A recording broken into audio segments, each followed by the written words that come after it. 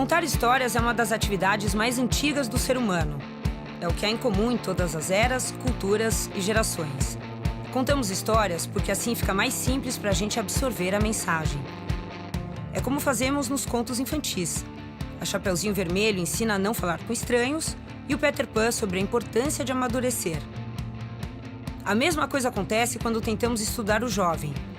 Pra gente, ele é um personagem clichê das nossas histórias. Criamos a figura de um ser humano totalmente diferente, rebelde sem causa, que não sabe o que quer, mas quer tudo ao mesmo tempo. E na vida real, é esse o tipo de coisa que abre um abismo entre nós e eles. Mind the Gap é um estudo sobre estar atento a esse buraco e entender a sua profundidade. Confesso que calcular o tamanho desse buraco levou um certo tempo. Foram 15 meses de aprofundamento, desprendimento, muitas análises e algumas conclusões. Foram 54 horas de conversas com 500 jovens e 21 especialistas. São mais de 10 áreas diferentes de conhecimento. Afinal, quebrar o senso comum é trabalhoso, mas perpetuá-lo é fácil. O ponto de partida foi: existe definição do que é ser jovem? Dá para precisar de forma direta e didática? A gente costuma separar, né, uma coisa que é a puberdade de outra coisa que é a adolescência. A puberdade é um processo que é predominantemente biológico, né? A adolescência é diferente. Adolescência e juventude já são conceitos que são mais culturais. Né? Em que sentido? Né? A gente conhece inúmeras culturas chamadas tradicionais onde não tem adolescência.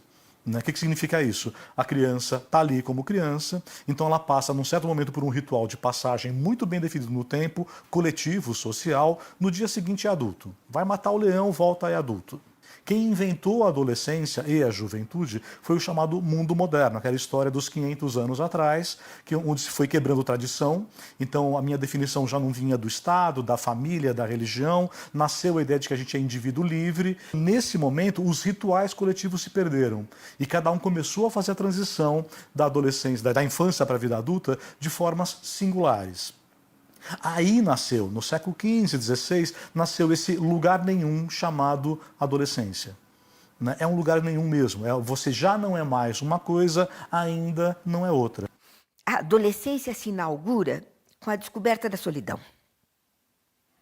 Enquanto criança, não há uma divisão entre a criança e o mundo. Quando uma criança pequena quer se esconder, o que ela faz? Ela tampa os olhos. Se ela não está vendo o outro, então o outro também não está vendo ela. Ela e o outro são uma coisa só. E chega um momento que você descobre que tem um mundo interno, lá dentro. Um mundo interno que é feito de lembranças, de ansiedades, de desejos. E você descobre também que esse mundo interno é o que você tem de mais pessoal. Você é aquilo. E logo você percebe que esse mundo interno não é comunicável. Sabe como é? Não dá para você contar para a melhor amiga, não dá para você contar para a mãe, para o pai. Não tem como você contar para o outro como é o seu mundo interno. Vem esta sensação o limite, pelo menos, da intimidade. Nunca vai dar para passar isso totalmente. Então, aí ele virou adolescente. A palavra mais adequada é complexidade.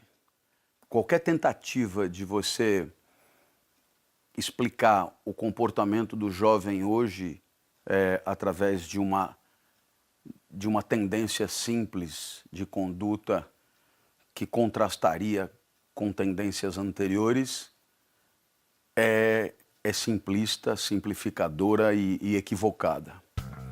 Bom, uma coisa é certa. Não dá para dizer em uma só frase o que é ser jovem.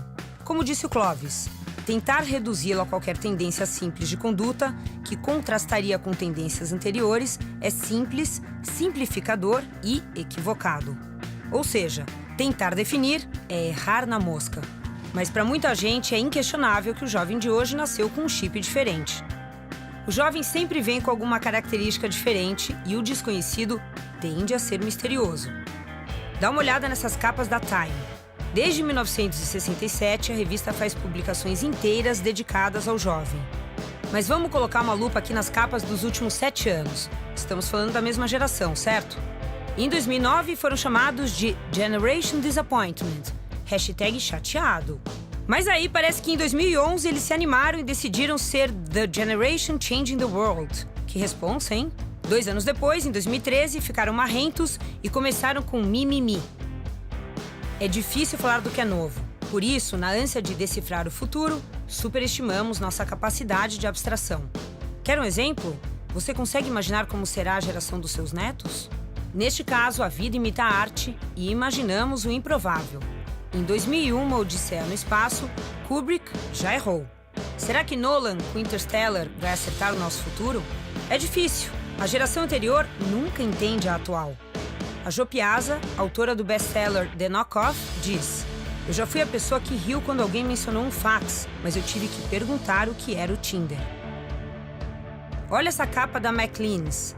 Are you ready for the Z Generation? Meio dramático, né? Possivelmente Deus, quando olhou para Adão, falou: putz, essa geração está perdida, onde foi que eu errei? Adão olhou para Caim e Abel e falou: essa geração está perdida, onde foi que eu errei?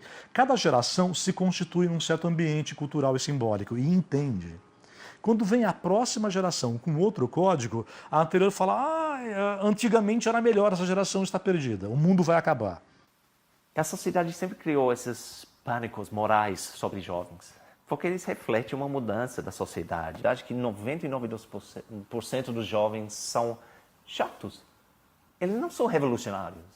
Eles fazem coisas muito básicas, eles estão preocupados em escola, estão preocupados em o que eles vão comer aquela noite, eles estão preocupados com o namorado. Eles não estão querendo mudar a vida deles, mudar o mundo.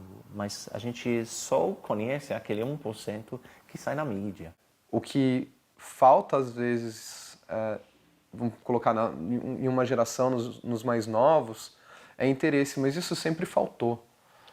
Que se o assunto não for interessante, tipo, nem eu quero saber, entendeu? O mundo contemporâneo, ele não é simplesmente a substituição do velho pelo novo, mas é a justa posição de velho, novo, novíssimo, tudo junto. O comportamento deles, às vezes, numa mesma situação em que a gente vivia lá atrás, pode até ser o mesmo, mas a forma de manifestação é totalmente diferente. Aí assusta. E aí você fala: peraí, essa pessoa não está respeitando. Pega uma DR de casal. Se você pegar uma DR de casal antigamente, eles conversavam. Hoje é no WhatsApp. Hoje é no WhatsApp, não estou brincando. E isso não é feio, é como é hoje. Então, antigamente você conversava, você olhava no olho e tudo mais. Hoje é no WhatsApp. E aí, tudo bem, você pode até julgar e falar: a DR antigamente ela era mais profunda, ou ela era mais respeitosa. E hoje o casal continua casado. Eles continuam se amando. As pessoas não entendem que é a forma que é diferente e não a pessoa é diferente. Então, quando você vai se relacionar com um jovem e você já julga ele por ser diferente, você já julga achando que ele é diferente de toda forma e não necessariamente a sua essência. E às vezes uma comunicação que você acha, não, essa comunicação está falando do jovem, com o jovem de igual para igual, ele olha aquilo e a gente leva um susto, porque ele fala, não. E que uma marca chega e faz um comercial para um jovem, achando que ele é o diferente, ele quer ser o diferente, mas ele só fala diferente. Quase todos os jovens que eu conheço e que estiveram perto de mim, eles primeiro vão pela forma. Eles são muito estéticos.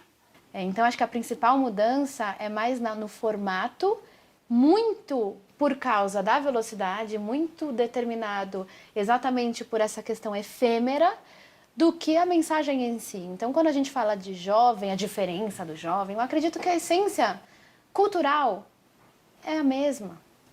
A essência familiar talvez esteja mudando um pouco, mas, em suma, a gente ainda não teve grandes mudanças dentro dos laços e das tradições, das castas, né? E das questões sociais e culturais. Então, acho que as empresas, as marcas têm muito a aprender com o jovem nesse sentido. Não assim, retratar jovens e velhos como se fossem jovens e os valores da juventude. Não, né? Acho que tem um limite aí que as pessoas não estão acertando muito no tom. Tem uma coisa a aprender, sim, com jovens, que é essa coisa da inovação, essa coisa de, né, tem que ter uma soltura, né? Não dá para você ficar tudo medindo as consequências, não dá para você agradar todo mundo, né? Não dá.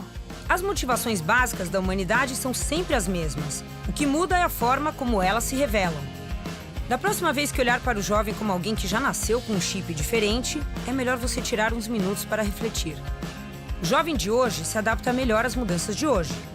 Como meu pai se adaptou melhor do que o meu avô às mudanças daquela época. A Natália Palma resumiu bem quando disse que o jovem é o jovem, suas manifestações é que mudam. Então, será que podemos dizer que uma dessas manifestações é esse impulso que todo jovem hoje tem de buscar a felicidade a qualquer preço? A imagem do jovem de hoje é que a felicidade vem sempre em primeiro lugar. O que não falta são matérias por aí dizendo: vale a pena largar tudo em busca da felicidade? Ou a geração que está largando tudo para viajar o mundo. Uma coisa é fato, o jovem busca outros troféus na relação com o trabalho. E a felicidade, ainda bem, é um deles. Lemos muito por aí. O jovem guia sua carreira por um propósito e por prazer. 10 sinais que você precisa mudar de emprego. Mas será que é a qualquer custo? Será que essa ambição está disponível para todos? E aí o presidente do banco olha para mim e diz: não conseguimos entender por que que esses jovens que foram formados por nós não querem ocupar o meu lugar. Ele viu muito os pais dele numa relação dentro da empresa, que era uma relação assim, que as pessoas não tinham mais vida própria, era uma relação que se dava muito mais pelo medo do que pela inspiração para você fazer melhor, para você criar coisas diferentes. Então, e tem uma questão assim, por que que eu vou passar por isso, né? A gente se sentia muito numa boiada, assim, né? A gente era mais um boi indo pro matadouro, assim, parecia todo dia, né? A gente tá indo, mas tá indo pra onde, né, cara? Será que tem algum objetivo nisso de verdade? E não só trilhar um caminho que todo mundo disse pra gente que é o certo, de, né, ter um bom cargo, ter um bom salário e, né, ter grana para ter coisas legais, roupa, sair em restaurante, enfim. E aí a gente não se sentia feliz com isso. Por quê? A resposta simples. Porque eles vislumbram outras estratégias de distinção, vislumbram sua vida em outros espaços e identificam outros troféus como mais importantes do que o seu. Você voltaria a trabalhar numa empresa? De jeito nenhum. Assim, se fizer necessário, né, tudo acabar e eu tiver filhos e tiver que sustentá-los e for a última opção possível na vida, sim. Mas é assim, desesperador essa ideia. Psicólogos de recursos humanos que trabalham com geração Y nas empresas falam que a geração Y quer feedback muito rápido, fica de bode muito rápido e vai embora, larga o emprego, né? E você só larga emprego muito rápido, se você continuar tendo de comer e dormir. Senão você vai aguentar o cara chutando sua cabeça, vai aguentar fazer o que você não quer. Cada geração subiu um pouquinho de padrão de vida ao longo do século XX. Essa geração se ferrou, de 2000 para cá. O que significa isso? Está levando cada vez mais tempo para um jovem ganhar o suficiente para ter o padrão de vida que recebe dos pais. Quanto menos urgência você tem na vida, mais você pode delirar. Quer dizer, um menino que com 12 anos é provedor de recursos para sua casa, ele é um adulto. Então a gente está, de repente, pensando que o status quo cosmológico do ser humano é uma carta de direitos, que todos têm. Isso tudo é que nem Bolsa Prada, Isso é caro pra cacete. O trabalho, antes de ser fonte de felicidade, precisa ser fonte de renda. Quem tem menos, entende o trabalho como meio para atingir objetivos.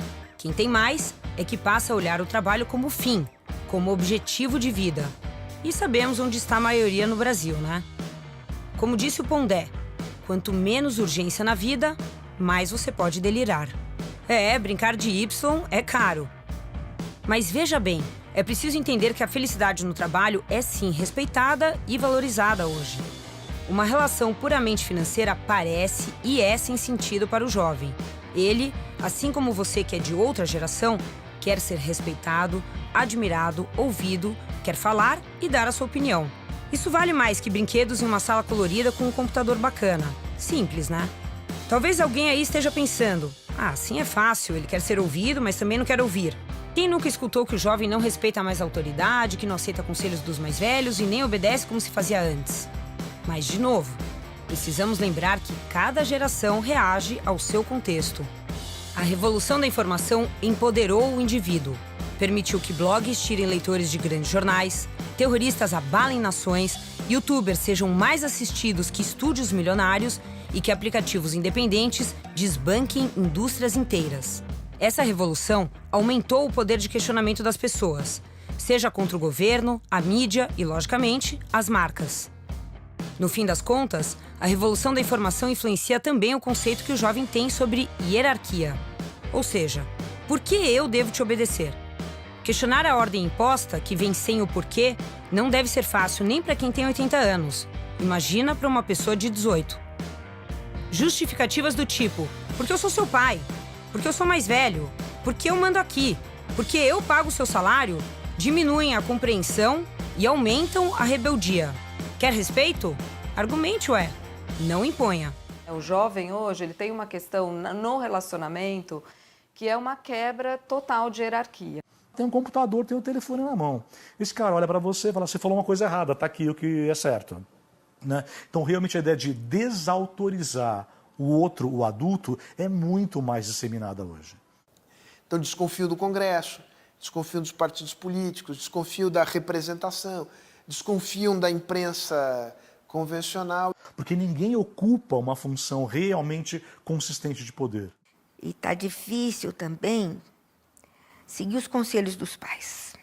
E você vê muito pai e muito professor dizendo para o adolescente, aproveita a vida agora, porque depois essa festa acaba. Se passa uma imagem de que o universo adulto é todo cinzento, feito de pesos e responsabilidades, e que o casamento é um grilhão que a gente carrega porque tem os filhos, né? E que o trabalho também, a gente não aguenta mais aquele trabalho, mas a gente precisa até a aposentadoria carregar com esse fardo.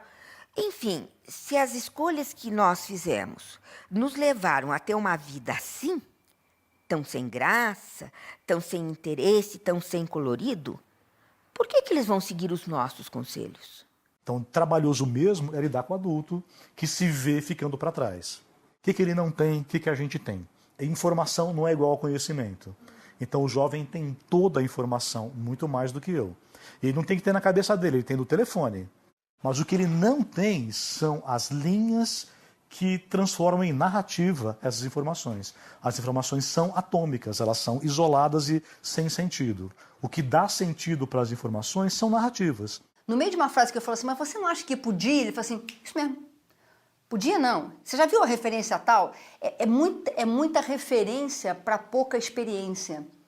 E aí eles começam a colocar uma coisa que já deu certo, e aí começa a achar que aquilo tem que se encaixar daquele jeito, aí você tem que ir desmontando as peças do Lego para eles. Eu começo a perceber que ele tem muita certeza, eu falo assim, puta, genial, então me traz. Faz um monstro para mim. Tá aqui a câmera, olha. Tá aqui a câmera, você roda no final de semana? Você me traz? Não, mas como é que eu faço? Ué, roda uma coisa parecida no final de semana, traz aqui, faz um rascunho. Aí ele não faz. Essa admiração que eles veem, que é tipo uma coisa que às vezes eu até me assusto, é o fato de fazer. E eles vêm aqui buscar assim, tu me ensina a fazer isso, porque você faz. Se jogar na vida espontaneamente para fazer algum projeto e aproveitar o erro para transformar isso num acerto, para eles é um problema. Eu não sou uma grande estrela que sabe das coisas e tá te ensinando como as coisas devem ser. Eu sou tipo uma amiguinha. E aí somos todos amigos e todos nos abraçamos e cometemos erros e temos defeitos. E meio que dá uma relaxada nas pessoas, entendeu? Tipo, ela não é perfeita, graças a Deus. Eu também não sou, dei um tapa no microfone, fez barulho aí. É uma grande bagunça trabalhar perto de mim, eu tenho absoluta certeza disso. Mas funciona porque a porta está aberta. Eles entram, eles saem, eles vão, eles voltam. A gente troca, aí vão, aprende, amadurece e volta de novo. Então, eu acho que para uma empresa ter jovens, tem que abrir a porta. Para ter autoridade, hierarquia não basta. É preciso conquistá-la pelo conhecimento e experiência. Então, da próxima vez, avalie se a atitude rebelde do jovem, que parece gratuita e uma negação à sua sabedoria, não acontece porque, na verdade, ele ainda não está convencido de que a sua experiência é algo importante e que ele não tem. A real autoridade é aquela em que o conhecimento atrai seguidores e influencia de forma positiva comportamento e mentalidade. Provavelmente, alguns devem estar pensando, eu não tinha essa liberdade, o jovem de hoje é livre demais. Nisso, todos nós concordamos, é um novo contexto. De fato, é um mundo com mais possibilidades. Liberdade para ser, para dizer, para fazer o que quiser. Os jovens hoje são muito mais livres do que qualquer outra geração jamais foi. Porém, fomos ensinados a enxergar a liberdade apenas pelo lado positivo. Que liberdade depende da competência. Depende da competência de você arcar com as consequências das escolhas que fez. Você só é livre para fazer uma escolha quando você tem esta competência. Se você faz uma escolha que dá errado e precisa sair correndo chamando mamãe ou papai, não estava dentro do seu âmbito de competência fazer aquela escolha. Esse negócio de que você é livre quando você acorda e vai dormir e entre uma coisa e outra só faz o que quer, isso está muito mais perto da loucura do que da liberdade. Todo mundo sabe que não saber desse direito quem é muito gerador de angústia. É uma questão complicada, típica da adolescência, sempre teve, mas agora ela tem uma força maior. Nós tivemos aí 15 anos de economia estável. Então, é óbvio que a geração que viveu a geração da guerra, ou a geração que viveu a geração de inflação a 3.500 por ano, você tem uma influência grande que tem um impacto na cultura. Essas últimas 2 décadas permitiram que muitas pessoas olhassem e falassem assim, cara, eu tenho opções. Então, a escolha tem um peso muito maior. Uma coisa é você escolher entre ser médico, engenheiro ou advogado. Outra coisa é você fazer uma escolha diante daquele imenso leque de opções que existe hoje. É bom que tenha mais opções? Claro que é, muito bom. Mas traz esse corolário. O céu é o limite, esse é o momento. Então, é um momento fantástico, mas é um momento insuportável ao mesmo tempo. Quer dizer, a radicalização da liberdade é a radicalização da angústia. E, portanto, alguma coisa que muitos não suportam do ponto de vista psicológico. Se você for para um lado, você perdeu todas as oportunidades que estavam no outro. Todas. São muitas oportunidades, cara. Não, mas aqui estavam as melhores. Dane-se todas as outras. Eu quero todas. Portanto, para agir, eu preciso ter uma espécie de programa redutor de alternativas existenciais. Meu amigo, a radicalização da liberdade é também a radicalização da angústia. Dá para entender porque a gente olha a liberdade só pelo lado positivo. Ela é boa mesmo. A publicidade, o cinema e os nossos pais sempre criaram essa terra prometida. Mas existe essa faceta angustiante que vai além do ir e vir, que a gente acaba negando no nosso dia a dia. Como resposta, as empresas podem ser a diminuição dessa angústia. Se quisermos que a liberdade tenha um impacto positivo na vida das pessoas, o atalho pode ser reduzir as opções que oferecemos ou dar chance ao erro. Quer exemplos? Na esfera da entrega, a Apple, marca mais admirada pelos jovens, só tem uma opção de smartphone. E o Spotify faz curadoria das músicas novas, especialmente para o gosto de cada um. Já no discurso, defender o always beta tira a responsabilidade de estar sempre certo e de ter feito a escolha definitiva. E o reforço positivo ajuda a confirmar a escolha feita. Resumindo, nasceram com um chip diferente? As motivações são e sempre foram as mesmas. O que muda é a forma como se manifestam. Buscam felicidade a qualquer preço? O dinheiro continua balizando os objetivos e os meios de atingi-los. Respeitam a autoridade? Continuam respeitando, mas conquistar a autoridade está mais difícil. São mais livres e isso é bom? O contexto dá sim mais possibilidades, mas isso também pode ser bem angustiante. Você vai ver, daqui pra frente vai doer seu ouvido quando alguém tentar generalizar um comportamento do jovem. E você ainda vai ouvir isso bastante, porque o jovem sempre foi e sempre será objeto de mistério, dúvidas, questões e ações. E quando essa pauta cair na sua mesa de novo, lembre-se que a vida é repetição. Sem ela, não sobreviveríamos. Na essência, os jovens continuam sendo os mesmos que foram na sua época. Mas a vida é repetição e inovação, que serve para nos adaptarmos às mudanças de contexto. O jovem é a nossa inovação. Por conta disso, ele acaba sendo o bode expiatório das mudanças que acontecem ao nosso redor. Só que as mudanças são para todos. E mesmo que não dê para perceber tanto assim, todos nós mudamos para nos adaptarmos ao novo contexto. Portanto, ao invés de olhar o jovem como o que ainda está por vir, sugerimos que passemos a olhar o jovem como a ilustração do que estamos vivendo agora. Isso me lembra uma frase do Shane Parrish, um filósofo americano. Ele diz assim: estamos acostumados a achar que as diferenças são mais valiosas que as similaridades. Afinal, todos conseguem ver o que é igual. Encontrar as diferenças é que precisa de esforço. Aí ficamos tão ocupados tentando encontrar as diferenças que esquecemos de prestar atenção no que é igual. Se você se pegar pensando, hoje em dia é diferente, lembre que você provavelmente está especulando. Embora você possa estar certo, existe a probabilidade de hoje em dia não ser tão diferente assim. Você só não olhou para as semelhanças.